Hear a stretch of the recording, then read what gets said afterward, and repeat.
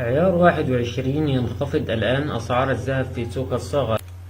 احترسوا من النصابين. القبض على مدرس بتهمة النصب على المواطنين والاستيلاء على 16 مليون جنيه بكفر الشيخ. مشهد صادم في سقوط ميكروباص بالركاب من أعلى كوبري بالهرم. هل رمضان 29 يوما أم 30 يوما؟ الإفتاء تحسم الجدل وهذا موعد عيد الفطر.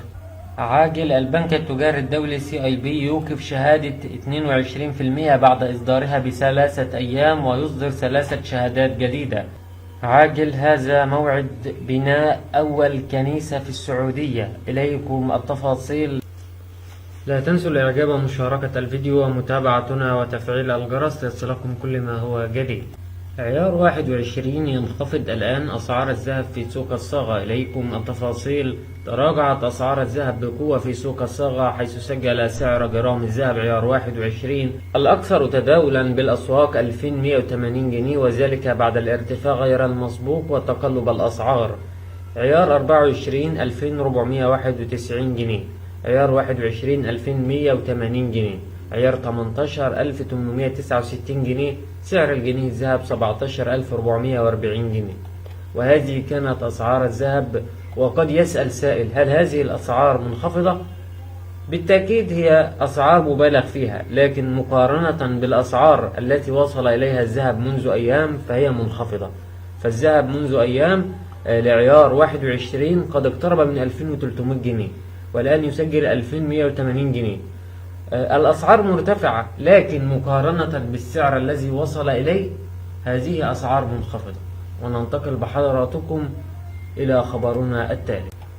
مشهد صادم في سقوط ميكروباص بالركاب من أعلى كوبري بالهرم. إليكم التفاصيل. مشهد سينمائي ضمن أحداث عمل درامي لسيارة تسقط من أعلى أحد المحاور الجديدة بمنطقة مشعل بالهرم. هكذا ظنه المرة، لكن المفاجأة أنه حادث حقيقي أصيب على إثره 4 أشخاص. الصورة الأولى من موقع الحادث أظهرت انقلاب سيارة ميكروباص من أعلى الكوبري الجديد واستقرارها بعيدا بعد تدحرجها كالقرى وتهشمها بالكامل. تلقى مسؤول غرفة عمليات المرور إشارة من إدارة شرطة النجدة يفيد بوقوع حادث ووجود مصابين أمام كارفور. انتقلت الخدمات الأمنية والمرورية إلى محل البلاغ، وتبين بالفحص المبدئي انقلاب سيارة ميكروباص وسقوطها من أعلى الكوبري للقادم من شارع أبو الهول السياحي أعلى مشعل. وأسفر الحادث عن سقوط 4 ضحايا. حصيلة مبدئية نقلوا إلى مستشفى الهرم لتلقي العلاج اللازم. وننتقل الآن بحضراتكم إلى خبرنا التالي. احترسوا من النصابين. القبض على مدرس بتهمة النصب على المواطنين والاستيلاء على 16 مليون جنيه بكفر الشيخ بحجة تشغيل هذه الأموال. إليكم التفاصيل. تمكنت الأجهزة الأمنية بكفر الشيخ من القبض على معلم يقيم بمركز سيدي سالم صادر ضده عدة أحكام قضائية ومتهم في قضية نصب واحتيال على عدد من المواطنين وكذلك تبديد أمانات.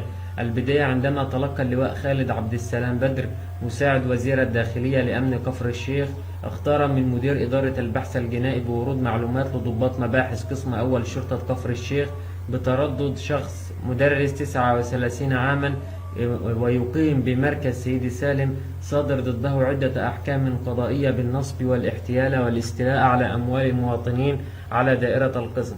وبتقنين الإجراءات توجهت قوة أمنية إلى مكان تواجد المدرس وتم القبض عليه. وبالفحص تبين أن المعلم سبق اتهامه في 6 قضايا من بين نصب واستيلاء على أموال من المواطنين دون وجه حق بحجة تشغيل هذه الأموال في تجارة الأراضي والعقارات.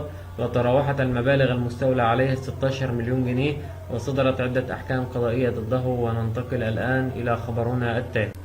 هل رمضان 29 يوما أم 30 يوما؟ الإفتاء تحسم الجدل وهذا موعد عيد الفطر. إليكم التفاصيل. السؤال: هل شهر رمضان 29 يوما أم 30 يوما؟ وما أول أيام عيد الفطر؟ يعد من أكثر الأسئلة انتشارا في الآونة الأخيرة بعدما أعلن المعهد القومي للبحوث الفلكية أنه طبقا للحسابات سيكون شهر رمضان 29 يوما فقط وليس 30 يوما. وعلى هذا يكون أول أيام عيد الفطر يوم الجمعة الموافق 21 إبريل، وهو أول أيام شهر شوال 1444 هجرية، وهو أول أيام عيد الفطر وفقا للحسابات. لكن يجب على الجميع انتظار نتيجة رؤية الهلال الشرعي التي تعلنها دار الإفتاء المصرية، فهي الفاصل الوحيد حيث تستطلع هلال شهر شوال مساء يوم 29 رمضان عقب صلاة المغرب مباشرة. وتستطلع دار الإفتاء المصرية هلال شهر شوال كما ذكرنا يوم الخميس 29 من رمضان. وإذا تمت مشاهدة الهلال بالعين المجردة سيكون رمضان 29 يوما، ويكون أول أيام عيد الفطر الجمعة 21 إبريل. أما إذا لم تتم مشاهدة الهلال بالعين المجردة سوف يكون رمضان 30 يوما. وعلى هذا ننتظر من دار الإفتاء تحديد أول أيام عيد الفطر وغرة شهر شوال. وننتقل الآن بحضراتكم إلى خبرنا التالي. عاجل: البنك التجاري الدولي CIB يوقف شهادة 22% بعد إصدارها ب3 أيام ويصدر 3 شهادات جديدة. إليكم التفاصيل. قرر البنك التجاري الدولي CIB وقف شهادة الثروة ذات العائد الشهري 22% والتي يبلغ حدها الأدنى 3 ملايين جنيه بعد 3 أيام فقط من طرحها، وإصدار 3 شهادات جديدة بعائد 20% و19% و18% لمدة 3 سنوات. وأوضح البنك أنه تم إصدار شهادة بريميوم ذات العائد الشهري الثابت 20% لمدة 3 سنوات، وذلك لمدة 3 سنوات بحد أدنى للشراء 1,000,000 جنيه ومضاعفات 1000 جنيه. وذكر أن الشهادة الثانية ID بلس بعائد شهري ثابت 19% لمدة 3 سنوات بحد أدنى للشراء 200,000 جنيه ومضاعفات 1000. أما الشهادة الثالثة فهي شهادة برايم بعائد شهري ثابت قدره 18% بحد أدنى للشراء 10,000 جنيه ومضاعفات 1000 جنيه. وكان البنك التجاري الدولي قد أعلن يوم الاثنين الماضي عن طرح شهادات ثلاثية بعائد 22% يصرف شهريا بحد أدنى 3 مليون جنيه لشراء الشهادة قبل أن يقرر وقف تلقي طلبات شرائها، لكن هذا كان منذ 3 أيام، وها هو اليوم قد أصدر فرمان بوقفها. وننتقل الآن إلى خبرنا التالي.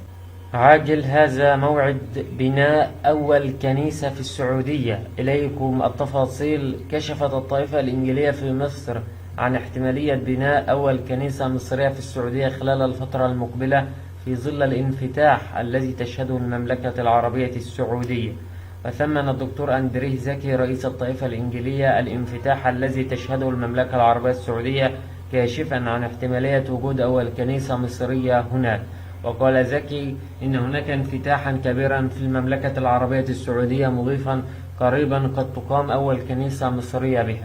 وكانت الكنيسة المصرية قد أقامت لأول مرة قداسا للمسيحيين في السعودية بتكليف من البابا تودروس الثاني بابا الإسكندرية وبطريرك الكرازة المرقسية. وقام الأنبا مرقس مطران شبرا الخيمة وتوابعها بزيارة تفقدية إلى الأقباط المصريين المقيمين في السعودية، وذلك لمدة شهر.